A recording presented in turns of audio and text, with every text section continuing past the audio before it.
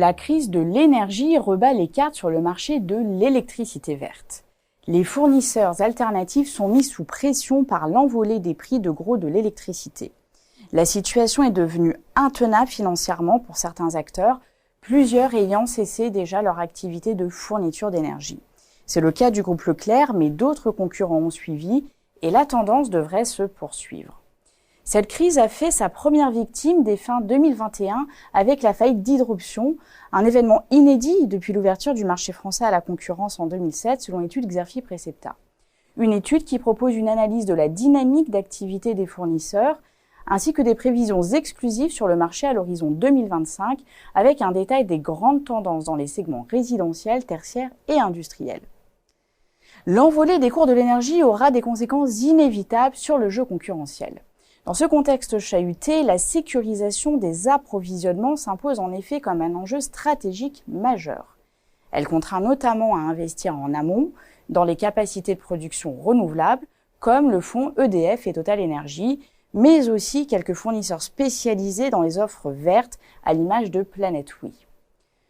Au-delà de cette option coûteuse, comment les acteurs tentent-ils de préserver leurs marges face à l'envolée des coûts d'approvisionnement ? Et quels seront les moteurs et les freins à la croissance du marché d'ici 2025 ? L'étude Xerfi Precepta a analysé les principaux axes de développement des fournisseurs d'électricité verte à travers de nombreuses études de cas.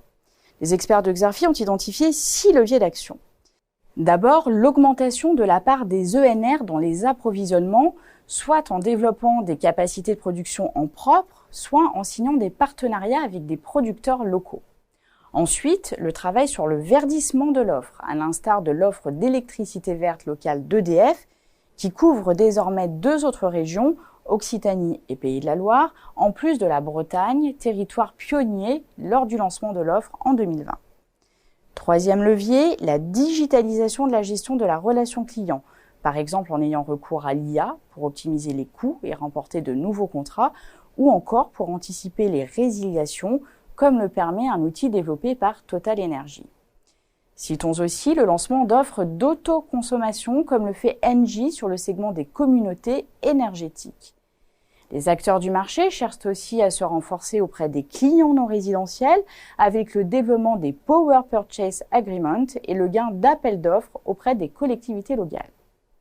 Enfin, ils enrichissent leur offre de services, par exemple en se positionnant sur les services d'optimisation de la consommation énergétique ou de recharge de véhicules électriques.